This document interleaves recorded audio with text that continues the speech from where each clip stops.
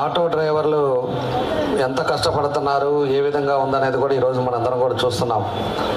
ఎందుకంటే ఈరోజు ఆటో డ్రైవర్స్కి సొంత ఆటోలు ఉండవు.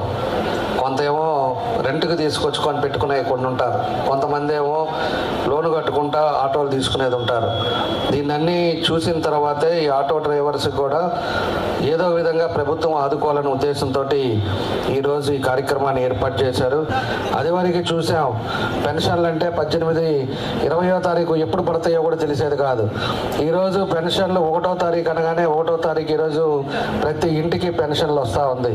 ఆ పెన్షన్లు కూడా ఒకవేళ పడితే సోమవారం 1వ తారీఖు వస్తుంది, ఆదివారం 1వ తారీఖు వస్తుందంటే ముందు రోజే 31 శనివారమే అందరికి కూడా పెన్షన్లు ఇచ్చాం పేదవాళ్ళని ఆదుకోవటానికి. ఈరోజు అన్ని రకాలుగా కూడా ప్రభుత్వం ఏదైతే చెప్పిందో సంక్షేమ పథకాలన్నీ కూడా ఈరోజు అమలు పరుస్తూ ఉంది. ఈరోజు కాబట్టి మనం అందరం కూడా మీ అందరూ కూడా ఆలోచించుకోవాలి. మీ అందరూ కూడా ఒకసారి ఆలోచించండి. ఈరోజు ఆలోచించుకొని ఈరోజు చాలామందికి సొంత ఆటో కొనుక్కోవాలంటే కూడా ఇబ్బందులు ఉంటాయి. అలాంటిది ఈరోజు సొంత ఆటోలు తీసుకొని దాని నుండే ఈరోజు ఉండే పరిస్థితుల్లో మీకు ఇబ్బందులు వచ్చే పరిస్థితులు ఎన్నో ఆటోలు ఉన్నాయి. అది ఒక కాంపిటీషన్, అది ఒక మీ అందరూ కూడా దానికి యూనియన్లు కూడా ఉన్నాయి. దగ్గర రాష్ట్రంలో 435 కోట్ల రూపాయలు ఈరోజు ఈ ఆటో డ్రైవర్స్ కోసం కూడా ప్రభుత్వం ఖర్చు పెడుతుందని చెప్పి నేను తెలియజేస్తా ఉన్నా. మన జిల్లాకు వచ్చాక 17,03,00,000 రూపాయలు మన జిల్లాలో ఖర్చు పెడుతున్నారు. 11,356 లబ్ధిదారులని ఈరోజు ఎంపిక చేయడం జరిగిందని చెప్పి కూడా మీకు తెలియజేస్తున్నా.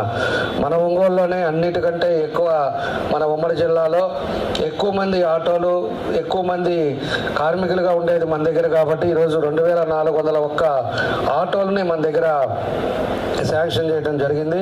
దానికి 3,60,15,000 రూపాయలు ఈరోజు మన నియోజకవర్గంలో ఈ ఆటోస్ వాళ్ళందరికీ కూడా అకౌంట్లో వేయటం జరుగుతుందని చెప్పి కూడా మీకు తెలియజేస్తున్నా.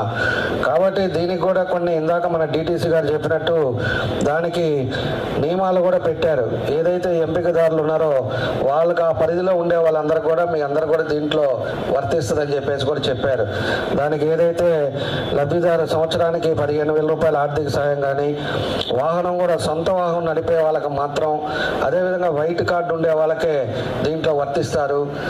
4 ఆటోలు ఉండే వాళ్ళకి కాకుండా 1 ఆటో ఉండే వాళ్ళకి ఆ కుటుంబంలో వాళ్ళకు కూడా దీంట్లో లబ్ధిదారులో జతపరచడం జరుగుతుంది.